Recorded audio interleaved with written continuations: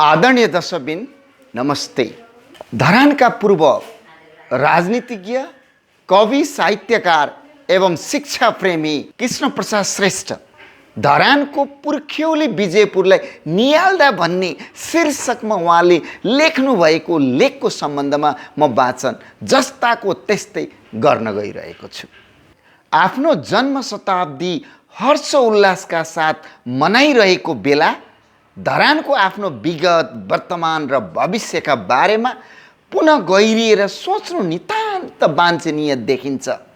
यस सिलसिलामा आफ्नो पुर्ख्यौली खोजबिन गर्ने क्रममा हामी के पाउँछौँ भने 16औं शताब्दीदेखि सन् 1774मा श्री 5 पृथ्वीनारायण शाहले आधिपत्य कायम नगरुन्जेल किराँत प्रदेशको राजधानीका रूपमा रहेको विजयपुर नै धरान बजारको स्थापना र विस्तारको आधार भूमि हो।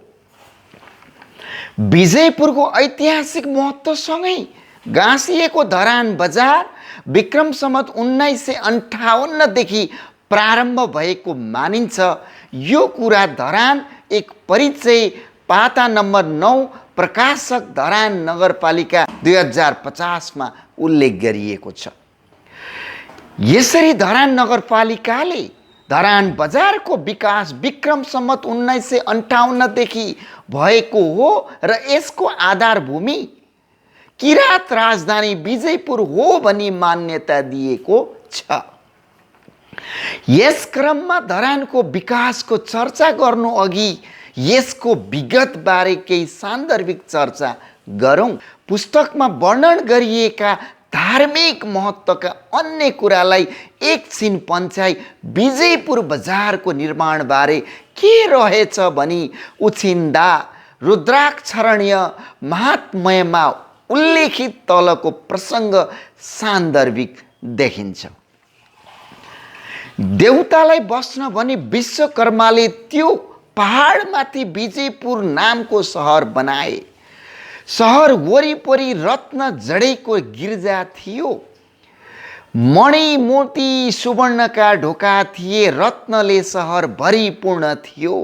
अग्ला अग्ला झन्डा फरफराइरहेका धेरै दरबारहरू थिए। राक्षस चित्र विचित्रका घर धन थिए। त्यो सहर देखेर देवताहरू स्वर्गभन्दा विशेष मानी सुखसँग आई बस्दथे। जुन कुरा ज्ञानमणि नेपालले नेपाल निरुक्त भन्ने पुस्तकको पाना नम्बर 274 मा उल्लेख गरिएको छ। विजयपुर बजारको त्यो पौराणिक सुन्दरता समय र छालको प्रभाव तथा कालक्रममा बिस्तारै लोप हुने गति पनि सुरु भयो र त्यो बस्तीमा महादेवसँग विदा भएर ब्रह्मा विष्णु लगायत देवता आफ्ना धामतिर गए। अनि त विजयपुर सहर शून्य भयो। सुन चाँदी आदि रत्न पनि माटा ढुङ्गा भए भनी उक्त पुस्तकमा उल्लेख भएको छ। यसरी पौराणिक विजयपुर सहरको वर्णन स्कन्द पुराणको रुद्राक्षरण्य महात्म्यमा विशद रूपमा गरी यस इलाकाको महत्त्व जनाएको पाइन्छ। विजयपुरको पौराणिक महत्त्वलाई आफ्नो ठाउँमा ससम्मान सजाई यसको ऐतिहासिक कालखण्डमा खोज अनुसन्धान गर्दा पनि यो सहर स्थापनाको मिश्रित तिथि मिथि किटान गरिएको पाइन्न। यो प्राचीन किराँत राजधानी रहेको हो भन्नेमा सबै इतिहासकार साझा सहमतिमा पुगेका भए पनि यसको पुरातात्विक अन्वेषण गर्न बाँकी नै रहेकाले पाइएका ताम्रपत्र, शिलाखण्ड तथा अन्य कागजातका आधारमा अनुमान मात्र गरिएको छ। प्रा इमान सिंह चेम्जोङले आफ्नो किराँत इतिहासमा किराँत राजा विजय नारायण रायले वारा ताप्पाबाट आफ्नो राजधानी विजयपुरमा सारेका हुन् भनी उल्लेख गरेकाले त्यसलाई विश्वासिलो आधार मानी विचार गर्दा विजयपुरको निर्माण सोभन्दा कम से कम केही वर्ष पहिले नै भएको विश्वास गर्नुपर्ने हुन्छ। यो मिति आफैले धरान विजयपुरको प्राचीनतालाई प्रष्ट दर्शाउँछ। अब विजयपुरको नामाकरण बारे चर्चा गरौँ। यस सम्बन्धमा विद्वान इतिहासकार तथा पुरातत्त्वविदहरूका भिन्न भिन्न विश्वास र तर्क प्रस्तुत भएको पाइन्छ। युद्धमा शत्रु पक्षलाई पराजित गरी विजय प्राप्त गरेपछि बनाइएको वा उक्त स्थलमा सारिएको राजधानीको नाम विजयपुर रहन गएको हो भन्ने एक थरी विद्वानको तर्क छ भने अर्को थरीले राजाको नामबाट नै राजधानीको न्वारण भएको भनी आफ्नो भनाइ प्रस्तुत गरेका छन्। साथै पुराणको अन्य क्रममा देवासुर सङ्ग्राममा असुरहरूमाथि देवताहरूको विजय प्राप्त भएको ठाउँलाई विजयपुर भनिएको भनी चर्चा गरिएको छ। इतिहास क्रममा चर्चा गर्दा किरात राजा विजयनारायण रायले बाराताप्पाबाट राजधानी सारेकोले यस बस्तीको नाउँ विजयपुर रहन गएको हो भन्ने एक थरीको तर्क छ भने अर्का थरीले सेन वंशी राजा विजय सेनले युद्धको विजय प्राप्त गरेकाले सो क्रममा राजधानीको नाउँ विजयपुर नामाकरण गरिएको भनी तर्क प्रस्तुत गरेका छन्। यसै प्रसङ्गमा एउटा बिर्सिन नहुने कुरा के पनि छ भने विजयपुरमा राज्य गर्ने मकवानी सेन वंशका होइनन् कि भन्ने तर्क योगी नरहरिनाथज्यूले अनुसूचित गर्नुभएको सेन वंशी राजाहरूको नामावलीमा विजयपुरका राजाहरूको नाम नपर्नुलाई औँल्याई कवि लक्ष्मी आचार्यज्यूले आशंका प्रकट गर्नुभएको छ। देशको माटो देशको ढुङ्गा पाना नम्बर 160 मा।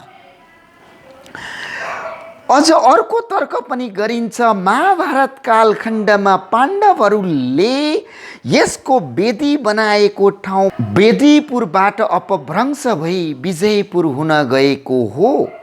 यसरी हेर्दा पौराणिक उत्खनन गरी वा ऐतिहासिक पुरातात्विक अन्वेषण एउटा कुरामा सबैको साझा सहमति पाइन्छ। विजयपुर प्राचीन बस्ती हो र यसको पौराणिक तथा ऐतिहासिक दुवै थरीको महत्त्व रहेको छ। किरातहरू लडाकु जाति हुन्। नेपालको इतिहासमा धेरै युद्धमा उनीहरूको युद्ध कौशल शूरवीरता तथा दुस्साहस वर्णन गरिएको छ। पृथ्वीनारायण शाहको राष्ट्रिय एकीकरण अभियान पूर्वी नेपालमा सजिलो रहेको होइन। खास गरी किरात प्रदेशमा ससाना थुम प्रगन्नामा विभाजित किरात राज्यलाई पनि शाही फौजले सजिलै जितेको होइन। पृथ्वीनारायण शाह नेपालको सैनिक हतियार आधुनिकीकरणमा प्रथम प्रयोक्ता र सङ्गठनकर्ता मानिन्छ। त्यसबेला आधुनिकतम हतियारद्वारा सुसज्जित शाही सेनालाई पनि किरातहरूको धनुवाण अगाडि टिक्न गाह्रो परेको थियो। किरात प्रदेशमा पटक पटक हार खानु परेको शाही सेनाले युद्ध मैदानमा जित्न नसकेपछि कूटनीतिक छलछाम धोकाधडी गरी सोझा र सरल स्वभावको किरात राजा तथा सैनिक प्रमुखको विश्वासबाट फाइदा लिए आफ्नो अभिष्ट प्राप्त गर्न सफल भएको हो। यही विजयपुर राज्य उपर पनि विजय प्राप्त गर्न प्रताप सिंह शाहका सेनालाई पटक पटक आक्रमण गर्नु पर्या थियो। किरात राजा अथिङहाङले प्रताप सिंहको सेनालाई 17 पटकसम्म पराजित गरेको कुरा उल्लेख गरेको पाइन्छ। यसले गर्दा उनलाई 17 जित पनि भनियो। यसरी आधुनिक गोला बारुदयुक्त हात हतियारले सुसज्जित शाही सेनालाई तीर कमानको भरमा कुन रणनीति युद्धकला तथा कसको कुशल नेतृत्व अन्तर्गत बार बार हराउन किरातीहरू सफल भए इतिहासका विद्यार्थीहरूले चासो गर्नु जरुरी छ। यसरी विक्रम सम्वत 1831 61 श्रावण 5 गते विजयपुरको किराँत राज्य नेपाल अधिराज्यमा सम्मिलित भयो र किराँत युगको अवसान भयो। धरान नगरपालिकाको प्रकाशन धरान एक परिचय 2075 मा मैले 16औं शताब्दीदेखि किराँत प्रदेशको राजधानी भनी विजयपुर उल्लेख भएको प्रसङ्ग उठाए थिए। यसरी किराँत प्रदेशको राजधानी हुनुभन्दा अगाडि विजयपुरको अरू कुनै नाममा स्थापना भइसकेको अनुमान गर्न सकिन्छ, जुन पछि गएर किराँतहरूको राजधानी भयो।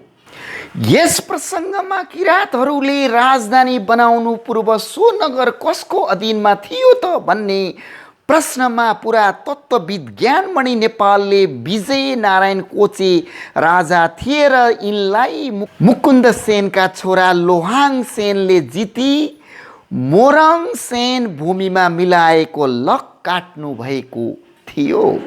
विजयपुर राज्यको सिमाना टिस्टासम्म पुगेको र सिक्किम राजासित बेला मौकामा लडाईँ हुने गरेको तथ्य इतिहासमा पनि पाइन्छ।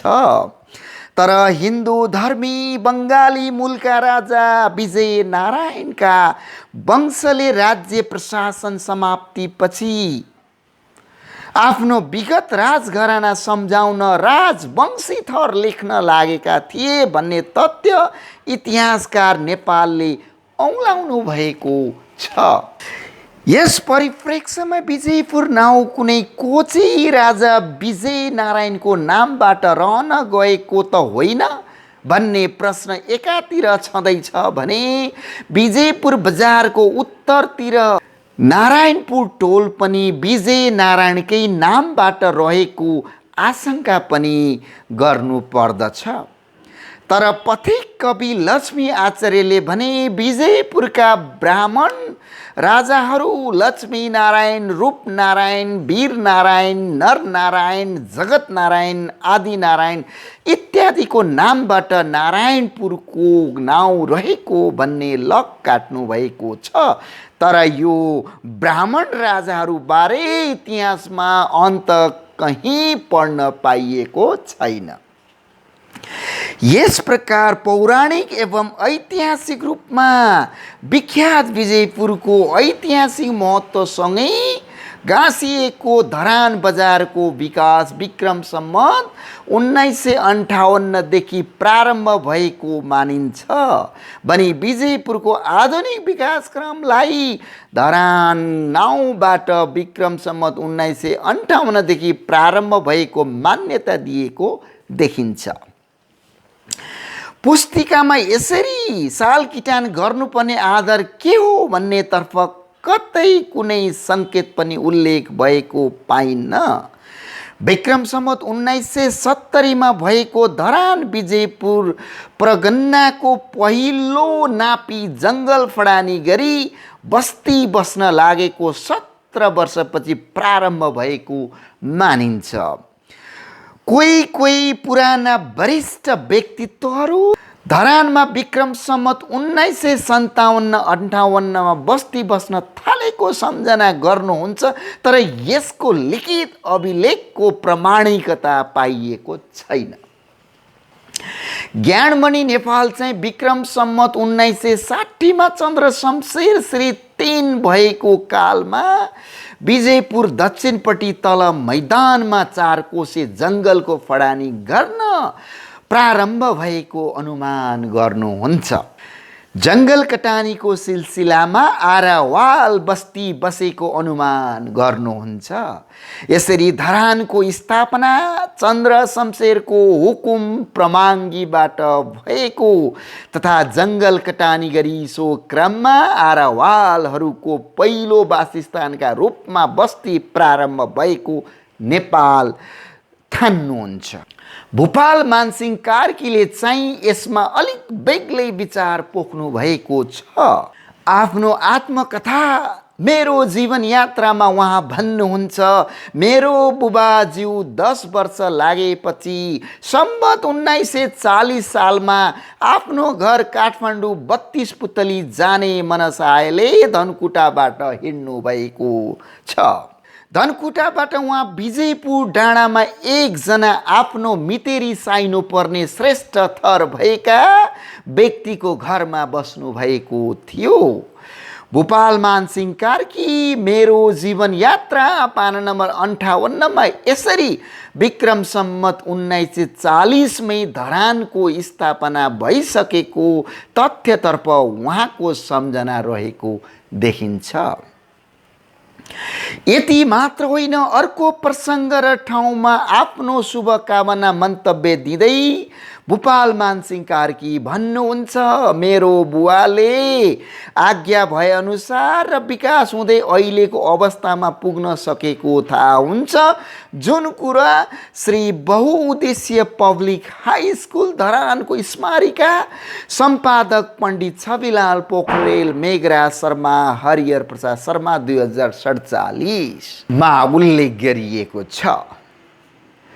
यसरी यस क्षेत्रका वरिष्ठ वृद्ध तथा राज्य व्यवस्थामा उत्तरदायित्वपूर्ण काम सम्हालेका विज्ञ व्यक्तित्वहरूले धरानको स्थापनालाई धरान नगरपालिकाले मान्यता दिएको भन्दा 2 दशक अगाडि सारेका छन्। विजयपुरको ऐतिहासिकतामा धरानलाई गाभिरहँदा हाम्रो इतिहासले लामो छलाङ मारेको हुन्छ, जुन आजको सत्तासीन तत्त्वले पचाउन सकिरहेको छैन। यसरी पौराणिकताको महासागरमा डुबुल्की नमारी नेपाल अधिराज्यमा गाभिएको विजयपुरको एकीकरणको दिन 5 श्रावण विक्रम सम्मत 1831 मात्र आत्मसात गर्दा पनि धरान विजयपुरको उमेर 225 वर्षभन्दा माथि उक्लिएको पाइन्छ। साभार धरान दर्पण पृष्ठ 20 देखि 22 2057। धरानको पुर्खोली विजयपुरलाई निहाल्दा भन्ने शीर्षकमा कृष्ण प्रसाद श्रेष्ठले लेख्नु भएको लेख मैले वाचन गरेर तपाईहरुको माझ जस्ताको त्यस्तै प्रस्तुत गरेको छु। धन्यवाद, नमस्ते। फेरि पनि हामी अर्को कार्यक्रममा भेट गर्नेछौँ। नमस्ते।